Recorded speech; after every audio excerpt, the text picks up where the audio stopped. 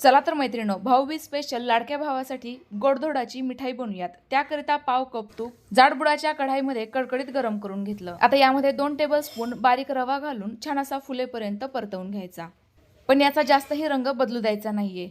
आता याचा खमंग सुवास दरवळला की लगेचच 1 कप स्वच्छ चाळून घेतलेलं बेसन पीठ घालूयात आणि यातील व्यवस्थित गाठी मोडत मोडत एकसारखं व्यवस्थित हलवत राहत बेसन पिठाला छान असं तूप सुटेपर्यंत परतवून घेऊयात।